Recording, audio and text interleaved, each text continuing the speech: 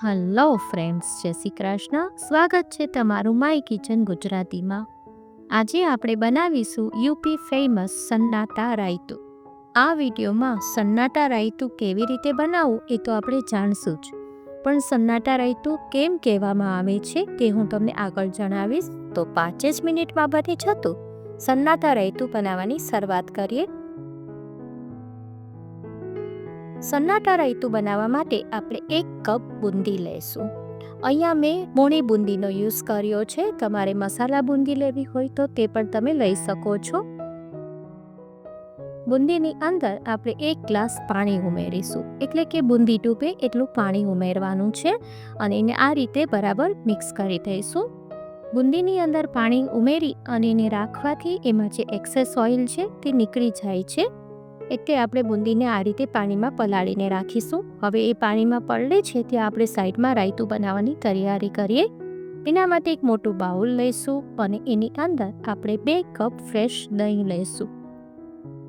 આ મેં ઘરે જમાવેલું ફ્રેશ દહીં છે, એનો મેં યુઝ કર્યો છે. આ રાયતું પેટની ગરમીને શાંત કરે છે અને ઉનાળાની ગરમીમાં થતી તકલીફો, લૂ, ડિહાઇડ્રેશન અને એસિડિટીને શાંત કરે છે, એટલે જ આને સન્નાટા રાયતું કહેવામાં આવે છે. હવે આ રીતે આપણે વિસ્કરની મદદ થોડું મિક્સ કરી દઈશું. આ ટાઈમે તમારી પાસે વિસ્કર ના હોય તો તમે ચમચાના મદદથી પણ મિક્સ કરી શકો છો. હવે જો આ ટાઈપનું થોડું લિક્વિડી જેવું બનાવી લેવાનું છે આપણે, અને એની અંદર આપણે થોડા આઈસ ક્યુબ ઉમેરી દેવાના છે. હવે આપણે એની અંદર થોડા મસાલા કરીએ. એના માટે અડધી ચમચી મીઠું, 1 ચમચી શેકેલા જીરાનું પાવડર અને અડધી ચમચી સંચળ પાવડર ઉમેરીશું અને 1 ચમચી કાશ્મીરી લાલ મરચું ઉમેરીશું અને 2 ચમચી મિશ્રી પાવડર ઉમેરીશું. મેં અહીંયા મિશ્રી પાવડરનો યુઝ કર્યો છે. તમારે ખાંડનો પાવડર લેવો હોય તો તે પણ તમે લઈ શકો છો. હવે બધું જ આપણે બરાબર મિક્સ કરી દેવાનું છે.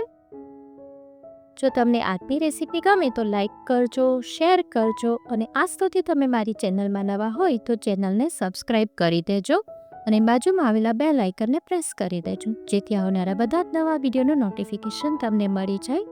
હવે આપણે એમાં થોડા લીલા ધાણા ઉમેરી દઈશું.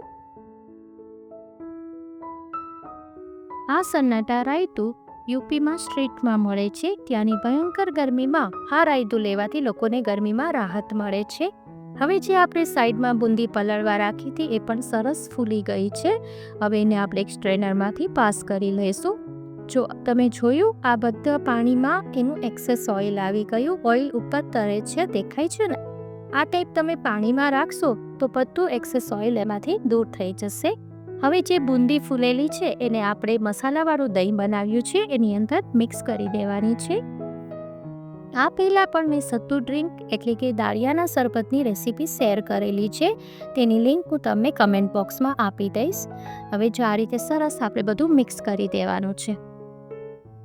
હવે આમાં આપણે એક સ્પેશિયલ વઘાર કરવાનો છે, એક તડકો લગાવવાનો છે અને એ પણ આપણે કોડિયામાં લગાવીશું. કોડિયાને યુઝ કરતાં પહેલાં બરાબર વોશ કરી લેવાનું અને પછી એકદમ એને ડ્રાય કરી લેવાનું. પછી એને એકદમ ગરમ થાય પછી 1 ટેબલ સ્પૂન એમાં ઓઇલ ઉમેરવાનું.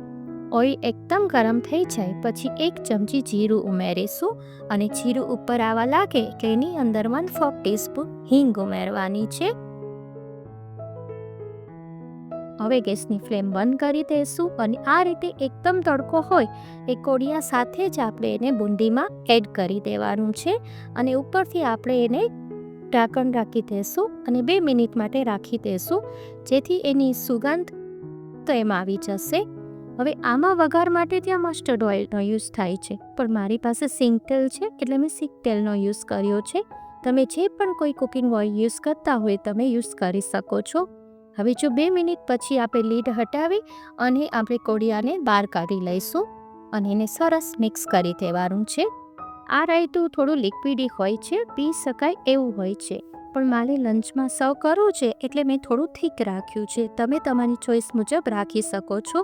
હવે એને થોડું આપણે મરચું, શેકેલા જીરાનો પાવડર અને લીલા ધાણાથી ગાર્નિશ કરી દઈએ, કારણ કે જો દેખાવમાં સરસ હશે તો ખાવાનું પણ મન થઈ જશે.